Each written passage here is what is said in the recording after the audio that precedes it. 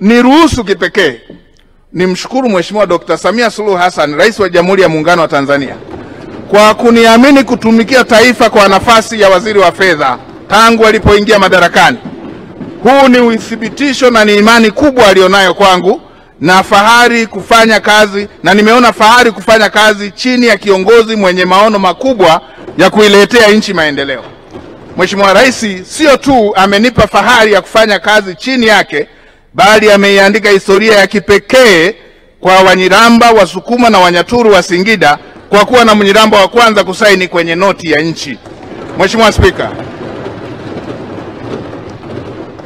Spika, hii ilikuwa ndoto yangu ya muda mrefu, tena watu wasinipe ndoto. Hii ilikuwa ndoto ya muda mrefu tangu niko kipindi kidato cha pili, kufuatia mjadala tu ambao tulikuwa tunafanya, tukaiona sahihi ya marehemu Gilman Rutinda, na Mungu amrehemu, gavana aliyekuwa gavana wa benki kuu, tukiwa kwenye group discussion ambapo tulikuwa tunajadili sahihi ile ya gavana wa benki kuu, nikiwa na ndugu zangu, na niwashukuru kwa sababu wao ndio walionitajia sahihi ya gavana wa benki kuu, akiwemo Sibomana ambaye alikuwa anatoka wilaya moja na gavana, Robert Kitundu, John Makuri pamoja na Richard Mariko pamoja na Steven Kenguye.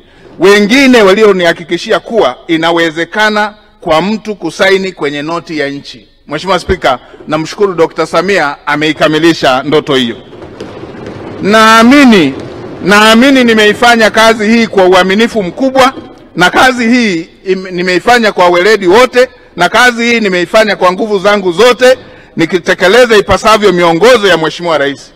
Siwezi kuelezea zaidi vielelezo vya kila jambo lililofanyika kwenye kila wizara ambavyo lisingeweza kufanyika bila fedha. Hicho ni kielelezo. Upatikanaji wa fedha ili miradi ya maendeleo iweze kutekelezwa ya kila sekta, hilo ndilo jukumu nililokuwa nimetumwa.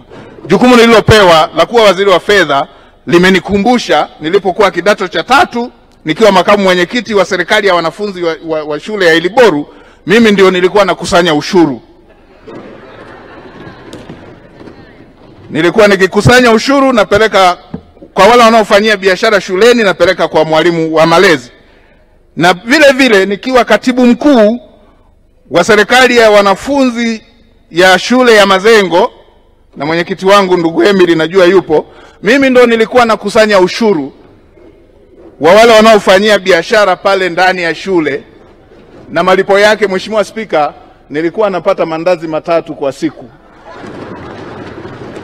Kazi hizo nilizifanya kwa uaminifu, Mheshimiwa Spika, na fedha hizo nilikuwa nawasilisha kila mwisho wa mwezi kwa mwalimu wa malezi. Mheshimiwa Spika, nimetambua hakika ukimtanguliza Mungu, uaminifu, weledi na bidii ni msingi wa ufanisi katika utumishi. Nitoe rai kwa atakayeteuliwa kushika nafasi baada yangu na watumishi wote wa umma kujitahidi kujinyenyekeza, kumtanguliza Mungu katika majukumu yetu, tusimamie imara maslahi ya taifa letu, haki za wananchi hasa wanyonge, tushinde vishawishi vya rushwa, tuzingatie sheria, kanuni na taratibu zinazoongoza utumishi wa umma.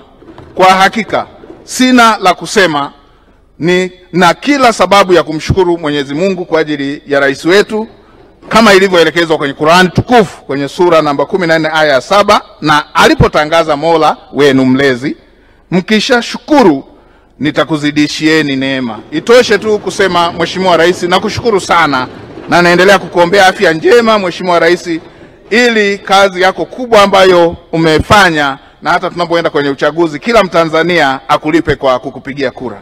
Mheshimiwa Spika,